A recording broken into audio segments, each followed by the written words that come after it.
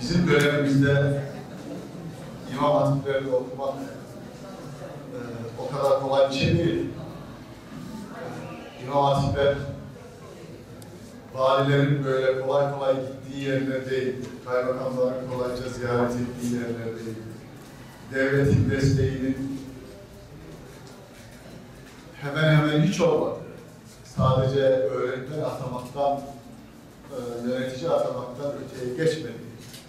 Bütün masraflarını, yapım masrafları ve diğer masraflarını vatandaşlarımızın, velilerin karşıladığı, velilerin dışında hayırseverlerin karşıladığı, imanlı bir gençlik, milli manevi değerlerine bağlı bir gençlik yetiştirmek için duyulan ihtiyacın farkında olan, bu şuura sahip olan insanları ekmeklerinden artırarak, kendi çocuklarının rızkından artırarak, gelecek nesillerin milli ve manevi değerlerine bağlı yetişmesi için fedakarlık yapanların karşıladığı okullar konumundaydı.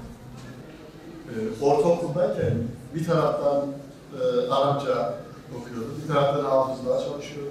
Her gün çok Kur'an-ı Kerim okuyordu. Ve sürekli okul birincisi oldu.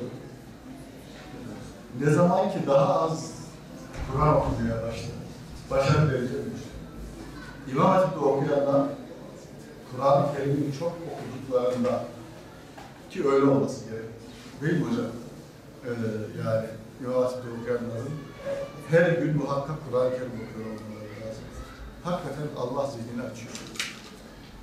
Hafızası güçlü oluyor. Ne zaman ki tembeli geçmeye başladı, başarı derece biraz düştü.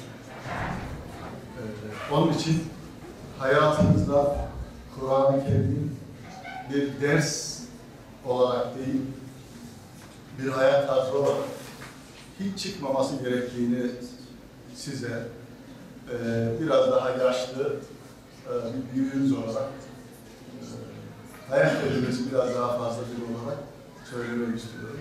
Kur'an-ı Kerim'i ne kadar çok okursanız, gerek sizin açınızdan, gerekse çevreniz açısından muhakkak çok olumlu sonuçlar ortaya çıkacaktır diye düşünüyorum.